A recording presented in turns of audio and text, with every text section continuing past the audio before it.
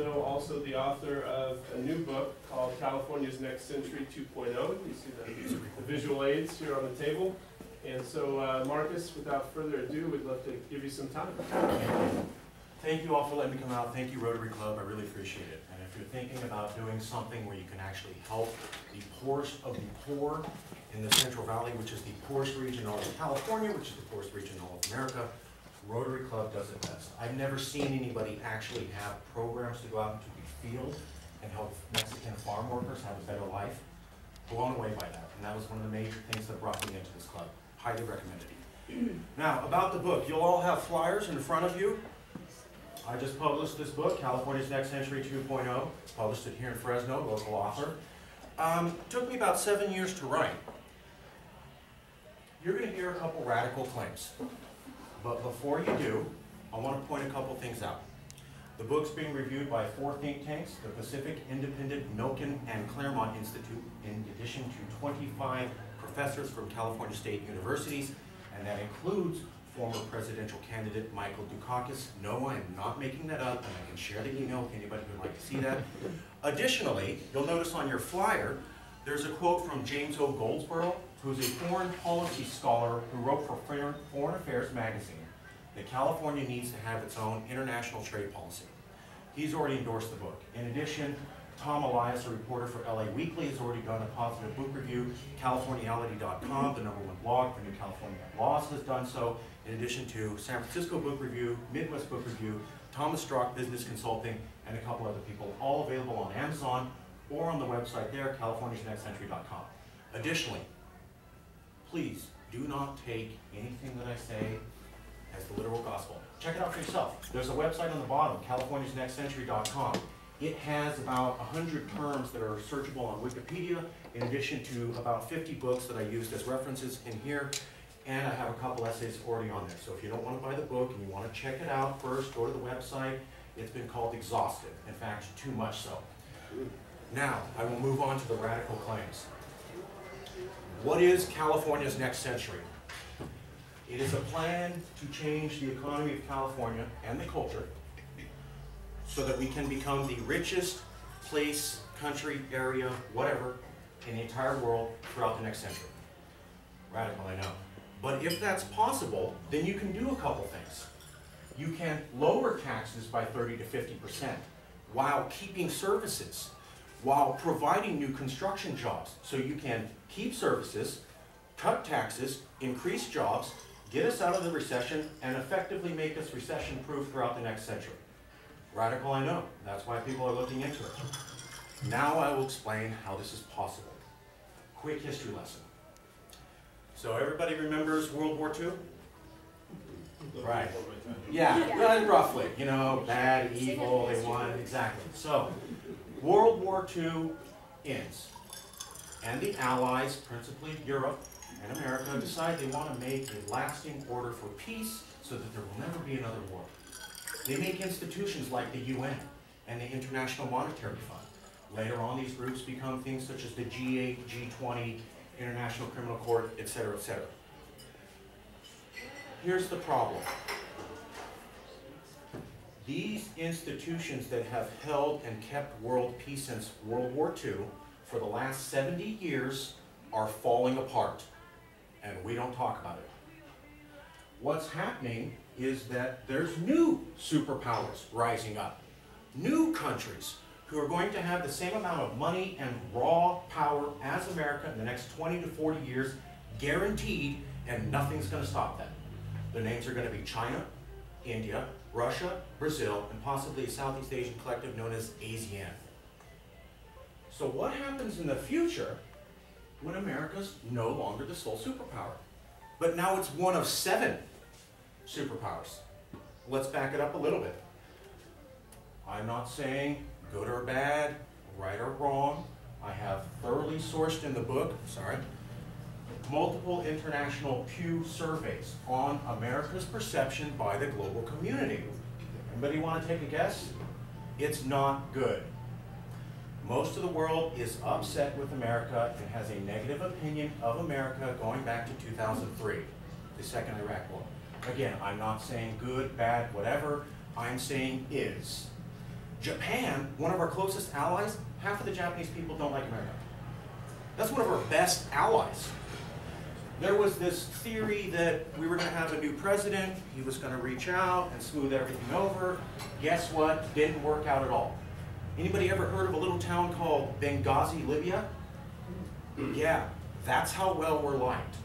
Additionally, new global surveys taken in the last couple of years show that the world opinion of America has not changed at all in the last decade. Still just as horrible as it was during the previous president. Now, take that and add us going into a future where America is one of 7 superpowers. You're a small nation. You need a loan, you need a partner at the UN, you need a buddy. Who are you going to go to? Are you going to go to America? Or are you going to go to India, China, Brazil, Russia, ASEAN, and possibly anybody else who shows up? Are you sure that America is going to have a bunch of allies and partners in the future when the rest of the world has options other than America for the first time ever? And at the same time that America has the worst public opinion in the world that it's ever had. What's going to happen in that future? Well, you have foreign policy scholars, not myself, people like Philip Bobbitt. Philip Bobbitt has been a CIA Pentagon analyst for 25 years. He just released this book. He says things that other people like Sasha Saskin and Ruiz Evans, other foreign policy scholars, say. And what he's saying is that the period that you are going to go into, and by you I mean the entire world community in the next 20 years, is going to be exceptionally dangerous. And here's why. We had a period in history where new superpowers were rising. And they didn't like the international peace institutions, and they pulled out. That period was 1890 to 1913, or the lead up to World War I and World War II. I'll explain. Late 1800s, Europe owns most of the planet. They have it in colonies. I'm not saying good or bad, right or wrong, just it is. Then there's these new countries that were recently formed, and they want their piece of the pie. They form, they go out, they colonize, and things work out for a little while. But then they start feeling that France and England, you know, they really own this thing called the League of Nations, and that's not really fair to us. So these new nations who are rising up pull out of the League of Nations, stop trading with other European countries, and start shooting. And then you have World War I and II. Those nations were called Germany, Italy, and Japan. They weren't even nation states before 1850. They were rising powers, and with new money and new power came ambition. And they didn't like someone else telling them how to behave and what was the global order for discussion. So they left. Japan walks out of the League of Nations, Germany walks out of the League of Nations, Italy walks out of the League of Nations, you know the rest of the story. So now you have multiple American foreign policy scholars saying that in the future, with new superpowers rising, and going to less UN meetings, and less IMF meetings, and less G8 meetings, and less G20 meetings. Looks just like 1890 to 1914. Not my words, in here. Also, National Intelligence Estimate, anybody wants to look at my copy, by the Atlantic Council, the research arm of the CIA, saying that the period that we're going into the next 20 years is without precedent and highly dubious. Nobody knows what the solution is. And it gets worse. We don't even talk about this. We don't have discussion. Can anybody name any politician in America who said anything about how the world order that we've known over the last century is falling apart? No? Nobody talks about it. It's not popular. America made the UN, the IMF. It doesn't want to hear that the rest of the world doesn't feel those things are fair. It doesn't want to hear that people are literally voting with their feet and leaving those organizations. So we don't talk about it. And guess what that means? It's going to blow up in our face. Gets worse. So China is going to less UN meetings and less IMF meetings.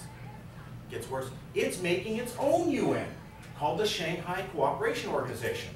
And China's inviting all the countries around China to join. It looks just like the UN. They do the exact same things. And guess what? America's permanently banned from ever being a member.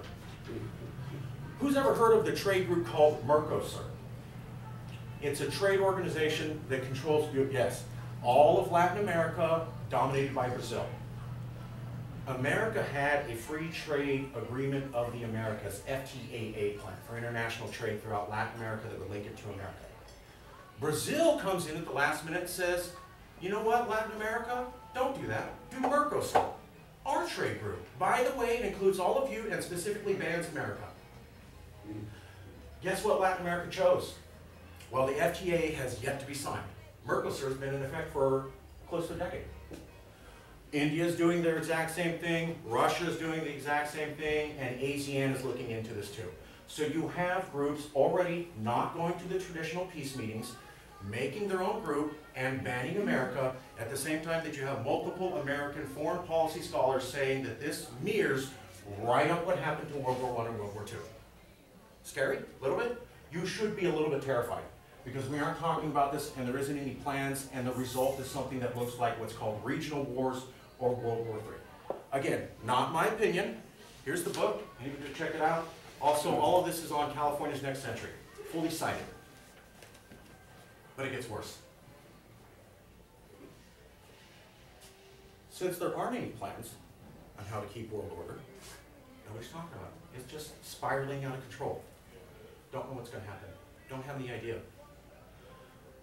Here's how California comes into play. And here's how all of the radical claims that I just said can actually happen. So for the last 200 years, there's been a little city called Geneva, Switzerland. It has its own version of the UN. The one in New York's only one. There's another one in Switzerland. Don't ask me why there's two. And it has a bunch of other international organizations. If you look up all of the major trade deals, international diplomatic deals, Red Cross, Geneva Conventions, banking conventions, international shipping agreements, all designed in Geneva, Switzerland for the last 200 years. Other interesting thing about Switzerland, they basically never have recessions. Switzerland has the lowest unemployment in the entire world right now. Their unemployment is so low that they are banning other European immigrants from France and England from coming in for the jobs, because they never lost any jobs. They didn't have a recession, and they didn't take a dip during this global recession. How's that possible? Their diplomatic services. Now, when you hear Switzerland, I've gotten this question a bunch, people think it's banking. No, banking is less than 1/4 of their economy. The majority of their economy is diplomatic and negotiation services. And there's a reason why they are effectively recession-proof and have been the richest country in the world for the last 200 years and have had the highest standard of living of any nation on the planet for over the last century. By the way, don't take my word, check it out. Switzerland has nations coming and businesses coming into their country to negotiate all the time. So when business goes bad, people still need to talk. Businesses still need to negotiate. Countries still have to have diplomatic envoy. Switzerland has a recession-proof economy. That's why they're the richest. That's why they have the highest social standard. And that's why they basically don't have any of the problems that you've seen with this global economic collapse in the last couple of years. Just type in Switzerland, richest country in the world. See what comes up. It's all there. Here's the interesting thing. The mayor of Geneva and the government of Switzerland in the last 2 years have said that they are giving up and walking away from their international diplomacy economy. Why would they do that? Because it doesn't work anymore. When the world was owned by mostly European countries in the last century and the one before that, having a center for discussion that was in the middle of Europe made sense. But now Europe will only be one superpower. America will only be one superpower. And then there's going to be a Russian, Chinese, Indian, Brazil, and a Southeast Asian one. Where is the center of that new world order that will have all of those people talking? I argue that it's California, and here's why. 200 years ago, Switzerland went to Europe. Now the Swiss are composed of Germans, French, Italians, and a group called Romansh. They speak French, Italian, and German, know the languages, but consider themselves Swiss. The only German country in all of Europe to ever fight Hitler, Switzerland. He tried to invade with planes, they shot him down because they said, look, we speak German, but we're Swiss, our identity is important to us. 200 years ago, they went to Europe, and they said, hey, Germany, Austria, we speak your language, we know your culture. They went to France, they said the same thing. They picked up English, they went to England, they went to Italy. So they were able to go to all of these European nations and say, you all need to talk. We are the natural, neutral, arbiter negotiation spot for all of you because we know all your cultures, we know how you talk, and we are the living embodiment of all of you European nations working together. 200 years ago, that sales pitch worked, and that's why you have the most number of diplomatic stations and embassies in the entire world located in Geneva, Switzerland. Switzerland is giving all of that up because Europe is only one power. They only have European people. They can't represent Russians and Chinese and Americans and Indians and Southeast Asians at all, and they know it. We can. California, and I review in the book, look at any other place, is the only place in the entire planet, area, land, people, mass, state, whatever, that has Indians, Chinese, Russians, Americans, Europeans, Brazilians, and Southeast Asians living together for over a century. Nobody comes remotely close. Israel has a couple. They've got a good Russian and European and American population. That's 3 out of 7. California has 7 out of 7. So it's California has what the Swiss had 200 years ago, and then you drop way down to the next possible candidate. So what I'm arguing is if we pick up where Switzerland left off for the next century, then we can have their economy because they're giving it up and no one in the entire planet is talking about how to deal with this upcoming situation that is evolving as we speak. So, make yourselves rich and save the world. Don't take my word for it. Check out Tom Elias, check out Californiality, check out the San Francisco Book Review, go to the website. I've also spoken at 40 California cities. The videos are there. Additionally, I just did a speech at Chapman University for the Economic Students Association. That's about an hour long. You can check out all the questions. It's all there. We have an option to do something good for everybody that no one's going to fix and no one's even talking about how to fix that would make us the richest land, place, area people on the entire planet throughout the next century because we would have that recession-proof economy. The world has to negotiate. They have to have deals. And as the world becomes more international and international trade grows and you have more international bodies, there's going to need to be even more negotiation. Nobody's picking up on this Darth. Nobody's jumping into the void. We can do that. Now, when you consider that California is the worst hit state in all of America for the recession, and the Central Valley is the worst hit region in all of California, therefore in having the highest poverty in all of America, during the worst recession in the last century, I want to pose a question to all of you. Have any of you ever heard of any plan to get us out of this recession? Or are we just hoping it's going to get better? Because the only thing I've heard is what they call monetary easing. Quick question, does anybody know what monetary easing is? Spend less. More taxes. Inflation. Monetary easing is a fancy word for inflation. We've done this for the last 5 years. Now, does anyone in this room feel that the recession's over and everything's back to normal? Okay, so how well do you think the monetary easing policy that's been going on for half a decade is working? It's been 5 years. Things changed? No? Anybody talking about when the recession's going to be over? Anybody have any plans? Anybody have any new ideas? No. Gets worse. When they first started doing monetary easing, they did it by quarter. So they checked out 4 times a year how well it was doing. In the last 2 years, they scrapped that, and then they go to spot checking. Spot checking means they can't even guess how well their monetary easing policy is going to do 3 months into the future. So now they check every 2 weeks. That's how little confidence the federal government has in their main strategy to get this entire country out of the recession. Type in monetary easing, type in quarterly to spot check, you'll see. Do you want to wait another 5 years and see if things get better? What if they don't? You know, you have economists now talking about how America's never going to get better. We're just going to plateau at a lower amount of money and people are just going to get used to it. I'm not making this up. There are economists saying this. There are also economists saying that you do not get out of a recession this size in less than 30 years. So does anybody want to wait 3 more decades? Does anybody want to wait 5 more years? Is everybody cool with having family members who are out of work, furloughed, unemployed, teachers who can't teach, police firefighters, gone? Stockton doesn't even have a police force. How well do you think that's going to happen before it blows up in our face? How well do you think it's going to happen where you don't have teachers before that explodes in your face? Did you know that they don't even prosecute fraud cases in Southern California anymore? They've had to fire so many court staff that they are only prosecuting murder and drug cases. Business fraud cases are not prosecuted.